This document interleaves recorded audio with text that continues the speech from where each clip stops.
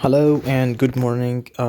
Today we're going to address the notion of figurative language, and we mainly have three goals: reading comprehension and identifying figurative language in text, and we have the assignment at the last. So let's get started. So, reading instructions. So, first thing you have to open page number 11.6. Read about the Shetland Isles. Underline the unfamiliar words and translate them using a dictionary. So, what I want you to do is read through the page, and I am sure that there are some unfamiliar words that you may encounter. What I want you to do that I want you to spot these words and translate them using a dictionary. Underline the topic sentence or main ideas of each paragraph. So probably you have to underline the sentences that are the topic sentence of each paragraph, and then you will have a greater and a more clear idea of the whole text. Read twice. Now, the idea what I want you to read twice, that when you read for the first time, you will be figuring out the text. But when you read for the second time, you will be reading for the meaning. Okay, so read twice. Now, on page number 117, we have this piece of information about the identifying figurative language. So, in the textbook, you have three figurative devices. We have simile, metaphor, and personification. As a matter of fact, we're going to study only two, which are simile and personification. So, let's go through the simile first. Simile is a figurative language. Now, before I explain what's the meaning of the device simile, I'm going to tell you more about what's the meaning of figurative language. Figurative language, that means indirect language, the language that has so many implied meanings.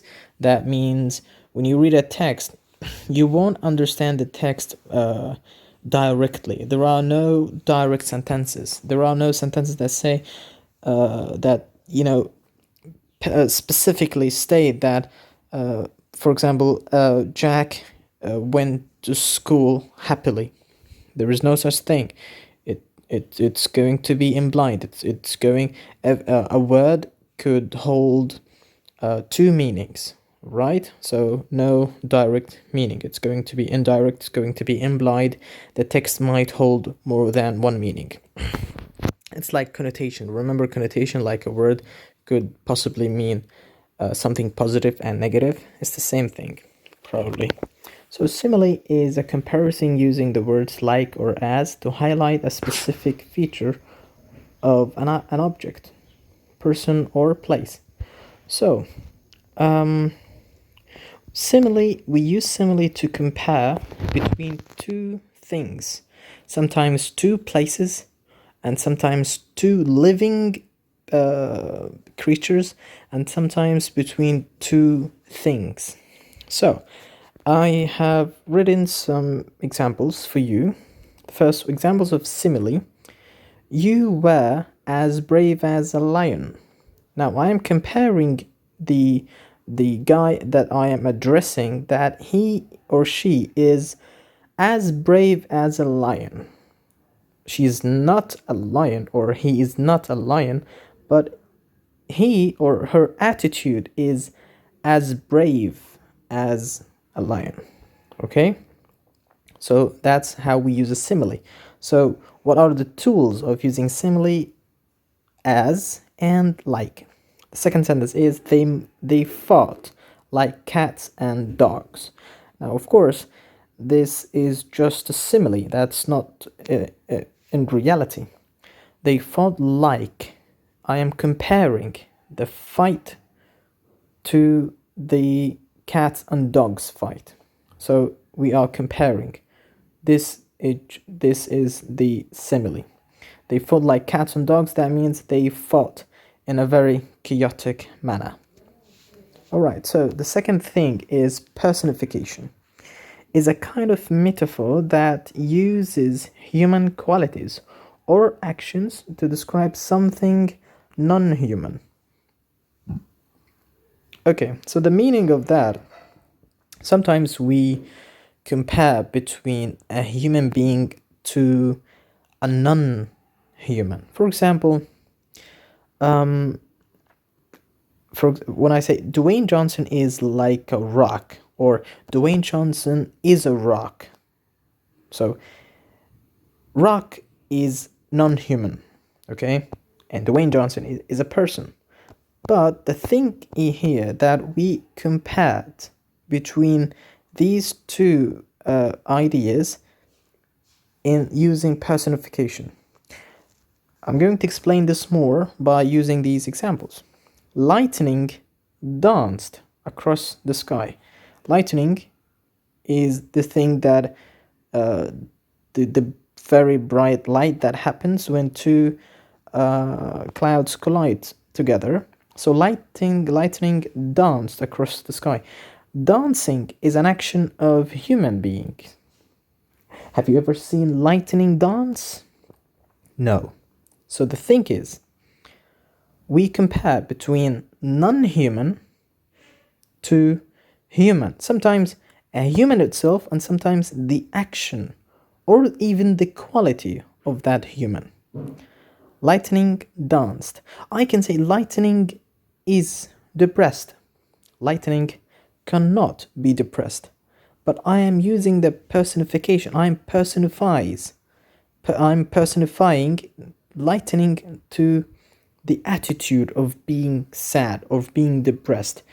Being depressed is a quality of human being, and it has nothing to do with lightning or even walls. When I say the walls are really sad, walls cannot be sad. But the thing is, we are comparing, we are using the device personification, right? The second sentence is, the wind howled in the night. That means the wind screamed, the wind just scratched, and as you can see, screaming or even yelling, howling is a quality of human being. We scream, we howl, we yell, but it's not a quality of wind. Wind is non-human. So as you can see, we compare between non-human things to human themselves, or even qualities or actions of humans. All right? So that's pretty much all about the figurative language. We have explained what's the meaning of simile and personification. I don't want you to get confused. I just want you to understand the use of simile and the use of personification. I have written two different examples for each. Just go and read this paragraph. Read the definitions. Forget about metaphor right now. Just read simile and personification, and read the examples here, and create a full understanding of the notion. Now let's go for the assignment. I want to keep this clear and clean. Once you understand these figurative devices, we are going to learn more, but I just want to keep this clear and clean. The assignment is, talk about a beautiful, imaginative, natural view. Now, I want you to use your imagination right now. We have practiced. We have been practicing for a while to imagine things. So right now, I want you to imagine a natural view. For example, first, a desert, waterfall, a landscape, a green landscape, meadows. You just think about your best natural view. And then include simile and personification examples. you can say that the sun is handing us heat, or the sun is handing us happiness in your text. Probably when you hand something to someone, this is an action of a human, but the sun can't really do that. You can say that horses are dancing. Horses don't dance, but we're using the action of dancing to compare to horses. So, include simile and personification examples.